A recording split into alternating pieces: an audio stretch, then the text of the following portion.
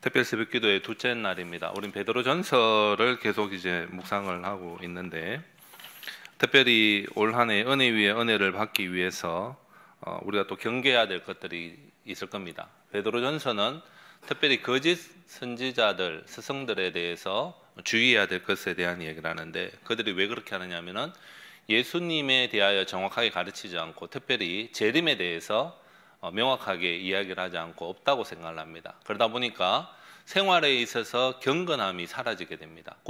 세상과 구별된 삶이 사라지고 걱정하고 또 두려워하고 이 땅의 것에 대해서 집착하게 되는 그런 현상이 나타나서 하나님의 백성다운 모습이 없어지는 것이죠. 여기에 대해서 바울이 이야기를 하면서 어제 1장 전반부에 있어서는 우리가 어떤 자들이고 무엇을 쫓아야 하는가에 대한 이야기를 쭉 하고 있고, 오늘 후반부, 오늘 본문에서는 바울이 베드로가 이야기하는 이것 자체가 얼마나 중요한 것이고, 내가 이야기하는 것이 아니라 하나님께서 직접 이야기한 것을 듣고 본 것을 이야기하기 때문에 이것이 명확하다.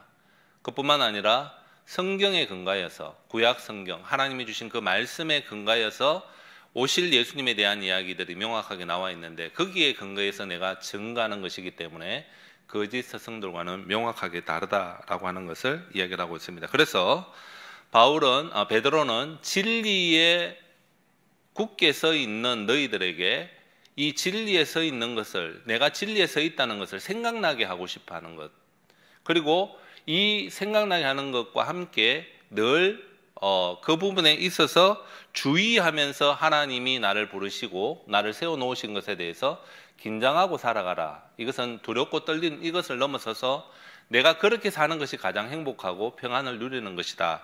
그런 이야기를 강조하고 있는 것입니다. 앞쪽에 전반부를 요약하면 어느 것이 핵심이라고 이야기를 할 수 있겠습니까? 12절을 보면 그러므로 나오기 때문에 우리는 1장 앞쪽 부분들을 좀 더 살펴봐야 합니다. 핵심은 하나님이 특별히 우리를 불러주셔서 하나님의 은혜 안에, 진리 안에, 복음 안에 서 있게 하셨다는 겁니다. 너희들도 이미 서 있다라는 걸 이야기를 하고 있습니다. 감사하죠. 하나님이 우리에게 너희들이 진리 안에 서야 된다라는 것을 이야기하는 경우들도 있지만, 서 있는데 앞으로도 계속 서 있기 위하여 어떻게 해야 되는지에 대해서 들려줄 때도 있는데, 오늘 베드로는 그 부분에 대해서 이야기합니다. 우리가 이미 진리에 서 있다고 한다면 감사한 것이다. 근데 이것이 계속해서 유지가 되기 위해서 너희들이 어떻게 해야 되겠느냐, 그 이야기를 하면서 전반부의 진리는 뭐냐, 하나님이 우리를 부르셨다라는 거예요. 그리고 하나님이 각종 좋은 것을 우리에게 선물로 주셨는데 그 선물로 주신 이유가 뭐냐라고 하는 것입니다. 그 선물로 주신 것을 신의 성품에 참여하는 것, 다르게 말하면 거룩한 성품에 참여해서 예수 믿는 사람답게 살아가는 것을 이야기를 하고 있습니다. 5절에서 7절에 보면 이제 그래서 우리는 더욱 힘써서 사랑을 추구하며 살아가는 사람들이 되어야 하고, 8절에 열매 없는 자가 되지 않도록 우리 자신을 돌아봐야 된다. 그래서 이미 옛 죄가 깨끗하게 되었다는 그 자신의 위치에 대한 정확하게 알아야 된다는 거죠. 그리고 우리가 어떨 때 이제 학생들을 가르쳐 보게 되면은 내가 행동한 것을 통해서 나는 참 하나님의 백성이구나, 나에게 일어난 일들을 통해서 나에게 주어진 은혜에 대해서 생각할 때 나는 참 뭔가 제대로 한 사람이기 때문에 하나님 백성이다, 이렇게 생각하는 경우들이 있는데, 이렇게 살아가게 되면은 자기를 보게 되죠. 자기가 지금 어떻게 살았느냐, 어떤 은혜의 삶을 살고 은혜를 증거했느냐, 여기에 집착하게 됩니다. 그런데 성경은 계속해서 우리에게 이야기하는 게 무엇입니까? 너희 자신이 아니라 하나님에게 눈을 돌려라고 이야기하는 것입니다. 그래서 네가 지금 하나님 앞에 부름을 받고 서 있게 된 것은 네가 어떤 자랑할 만한 뭔가 있어서 그런 것이 아니라 하나님께서 은혜로 내게 불러주셨다. 그러면 네 행동이 제대로 되지 않고 뭔가 문제가 있다고 했을 때 어떻게 해야 되느냐? 내가 원래 그런 사람이었지. 그럼 어떻게 돼요?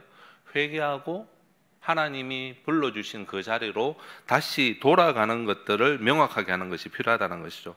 그래서 1장 전반부는 10절에 보게 되면은, 그래서 우리는 더욱 힘써 부르심과 택하심을 굳게 하고 이것을 행하여 언제든지 실족하지 아니하는 삶을 사는 것이 합당하고, 11절, 이렇게 할 때 영원한 나라에 들어감을 넉넉히 주실 것을 확신해야 된다라고 이야기를 하고 있습니다.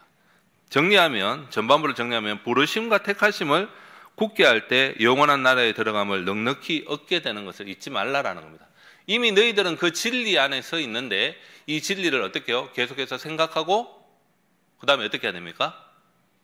주의해서 거기에서 벗어나지 않도록 삶을 살아야 된다. 그 이야기를 오늘 반복해서 이야기를 하고 있는 것입니다. 베드로는 오늘 12절, 13절, 14절 계속 보게 되면은 하나님의 부름을 받을 때가 됐다고 자기가 직시하는 것 같습니다. 하나님의 신실한 종들은 내가 하나님의 부름을 받을 때가 됐다라고 생각하는 경우들이 참 많습니다.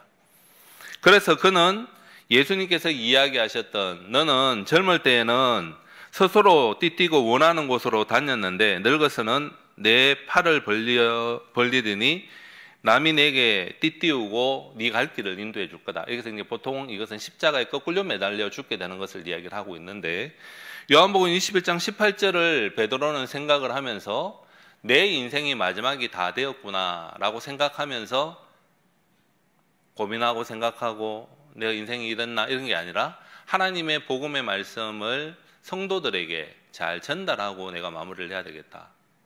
이미 진리에 서 있는 너희들이 이 진리에 서 있다고 하는 이 자체, 진리, 복음에 대해서 늘 생각해라. 그 이야기를 하고 싶어 합니다. 그래서 여러분들이 이미 알고 있는 진리가 항상 어떤 경우에라도 생각날 수 있게 하기 위해서 이 이야기를 한다. 그렇게 이야기하고 있죠. 여러분, 우리가 진짜 어떤 먼 길을 떠난다거나 어려운 상황이 다가오는 것을 바라볼 때 자녀들에게, 손자, 손녀들에게 또 살아가는 사람들에게 무슨 이야기를 하고 싶습니까? 저는 그 필리핀에 5개월 정도 파견 근무를 나가서 컨설팅을 할 때가 있었습니다. 그러다가 이제 마닐라에 주로 있다가 일로일로에 지부가 있기 때문에 그쪽에 컨설팅이 필요해서 이제 아내하고 비행기를 타고 넘어가는데 5분도 안 돼서 이륙하고 5분도 안 되어서 앞쪽에서부터 연기가 이렇게 나오는 거예요. 그럼 여러분 그러면 어떻게 해야 됩니까? 근데 아내는 그때 대학원 시험 준비를 하고 있었는데 그 공부를 계속하고 있더라고요. 좀 놀랍지 않습니까? 그래서 저는 죽음이 두렵지 않는데 여보 우리가 기도해야 되지 않을까? 그러니까 뭐 괜찮아지겠지 이러더라고요. 그래서 저는 불안한 것이 아니라 우리의 인생에 있어서 언제 위험이 닥칠지 모릅니다. 최근에 우리가 참 안타까운 일을 당했지 않습니까? 그럴 때 여러분들은 자녀들이 옆에 있다고 한다면 무슨 말을 해줄 것 같습니까? 사실은 예수 믿고 천국에서 보자 이렇게 이야기해야 되겠지만 그렇게 긴박하지 않다 하더라도 우리 자녀에게 내가 마지막으로 하고 싶은 이야기가 뭐냐라는 거예요. 베드로는 적어도 진리 안에 너희들이 이미 서 있지만 그 진리에서 계속 서 있으면 좋겠다. 왜 그럴까요? 앞으로 핍박이 계속 올 겁니다. 힘들 겁니다. 우리의 인생도 다르지 않다라는 거죠. 베드로는 그 이야기가 가장 중요하다고 생각을 하면서 자신의 죽음 앞에서 성도들을 살아가는 마음으로 진리에 서 있지만 이 진리에 서 있다라는 것, 서 있어야 된다라는 것을 잊지 말아라. 그렇게 이야기를 하고 있는 것입니다. 그러면서 이 이야기, 예수 그리스도께서 얼마나 권위가 있으시고 확실한 능력의 종인가에 대해서 이야기를 하기 위해서 두 가지 증거를 이야기를 하고 있습니다. 내가 너희들이 진리라고 이야기했는 것, 그게 핵심이 예수 그리스도인데 그 예수 그리스도에 대해서 핵심적으로 이야기하는 게 두 가지인데 내가 이렇게 말하는 것을 너희들이 꼭 믿고 따라야 된다. 그 첫 번째는 내가 듣고 봤기 때문이다라는 거예요. 내가 경험하고 하나님이 우리에게 들려주시는 확실한 경험이 있기 때문이다라는 거예요. 두 번째는 더욱 확실한 예언이 있는데 그것은 성경 말씀이 예언한 대로 우리에게 주어진 거라는 거예요. 우리가 보통 내 이야기를 할 때 자녀들이 이제 내가 떠나게 된다고 할 때 자녀들에게 무슨 이야기를 하느냐는 앞에서 중요하다고 했죠. 그럼 근거가 뭐냐라는 거예요. 베드로는 첫째는 하나님이 나에게 특별한 경험을 주셨고 명확한 것을 주셨던 그것을 간증하고 있습니다. 두 번째는 이것보다 더 명확한 예언, 성경의 말씀에 근거한 이야기이기 때문에 너는 이 이야기를 들어야 된다. 그렇게 이야기를 하고 있습니다. 첫 번째는 자신이 경험한 것, 변화산상에서 예수 그리스도와 함께 세 명의 제자가 하나님의 영광을, 그 영광이 아들 예수 그리스도에게 임하는 것을 받고 또 그 하나님의 음성이 들리는 것들을 기억하고 있다는 겁니다. 내 사랑하는 자다.